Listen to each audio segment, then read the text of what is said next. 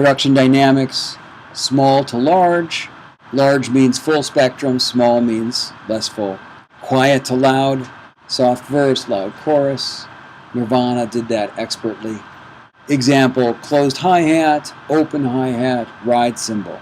All playing the same part, but getting bigger in the spectrum as you go along. That has to do with the arrangement that the musicians play. Small to large would be start out with an acoustic guitar, the chorus comes in, and everybody falls in, and all of a sudden the spectrum's huge. And that's what sets apart the chorus. It doesn't always have to get louder. Performance art, people get quiet dynamically and then get loud dynamically.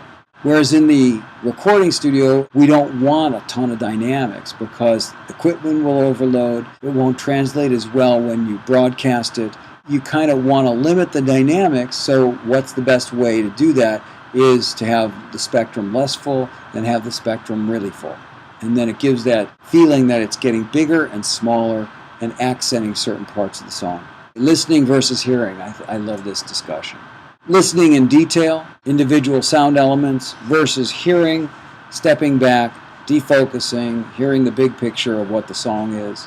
You have to do both, and you have to be able to switch back and forth from listening to hearing and hearing to listening. Otherwise, you lose the overall picture of what you're doing, or you focus too heavily on one element and miss the forest through the trees, so to speak. Classic versus contemporary. What is the motivation to use effects in the first place? What's the motivation to do this? Is it furthering the song? You can use effects to really help create the mood that you're trying to communicate versus just use them as salt and pepper. Know the difference of what you're doing and why you're doing it. Okay, this is the last thing that I want to say about it, and I think that this is kind of important. Visual art and music and how interconnected they are, at least in my mind.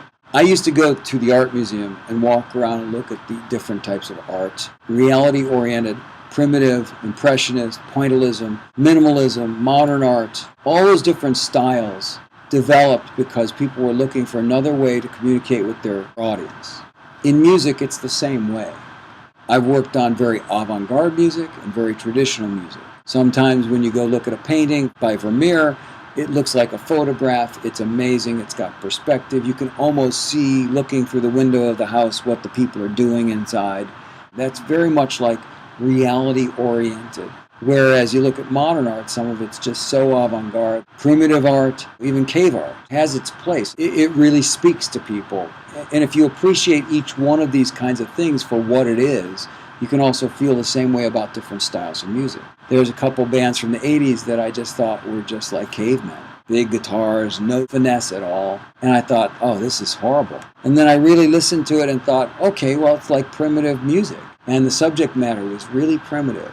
But they did it really well and really communicated with their audience and sold a lot of records because of it. Whereas you look at Steely Dan, very exquisite, like reality-oriented. Every part fits in its place, and it's just really exquisite sonically. Totally different than a jazz record, which is tons of emotion, totally different than classical. But all of these things have their own place. I like to really relate it to art. I get ideas when I go into museums about music. By being inspired by other things than music and other musical styles that you hear, you can be inspired from other avenues and use the musical tools that you have at your disposal and your production to create something that people have never heard before. Use your creative imagination and don't be limited by how everyone else sounds or what everyone else does. If it sounds good to you, you might find that there's a lot of other people that think it's really cool too.